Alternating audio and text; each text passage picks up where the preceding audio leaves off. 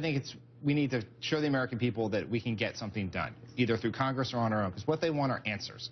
You know, they're out there working hard, building their businesses, showing up to work every day, playing by the rules, and they expect the same from Washington. The president wants to lead in that direction. With numbers like that, how can he have any more success this year than he had last year? I want to show you some of the proposals that were in the president's 2013 speech last year that have gone nowhere. Increasing the minimum wage, expanding access to preschool, immigration reform, gun control legislation. None of that has happened because the year took control of the agenda. Some of it, a lot of it from the outside. Why can the president get anything more done with less of an approval rating than he had at the beginning of 2013? Well, I'd say a couple things. First, our hope is to build on the progress of the bipartisan budget agreement that was passed in the fall. Look, it's unrealistic for any president to expect the Congress, the opposite party, to rubber stamp their agenda. It's unrealistic for us to expect that, for Congress to expect that the president will sign their agenda. But let's find areas where we can work together. Now, in some of these areas, like preschool, we've made some progress. The budget deal has some money, allows us to start that initiative. On guns, we've put in place more than 24 executive actions to try to address the problem of gun safety. Are all these things in his speech this year? Well, I mean, he's going to continue pushing for those things. You're going to hear new things. But what you're also going to hear from him is that he's declared this to be a year of action.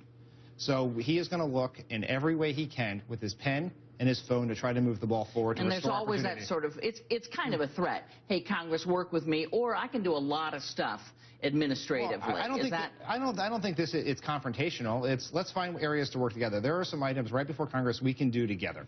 Passing immigration reform, extending unemployment benefits for 1.6 million Americans, patent reform, the Innovation Act to spur innovation in our economy, the Farm Bill. There are things they can get done. But he's not going to tell the American people that he's going to wait for Congress. He's going to move forward in areas like job training, education, manufacturing on his own to try to restore opportunity for American families. And how do you do some of that on your own? Have you identified specific presidential prerogatives that you are willing to, as in?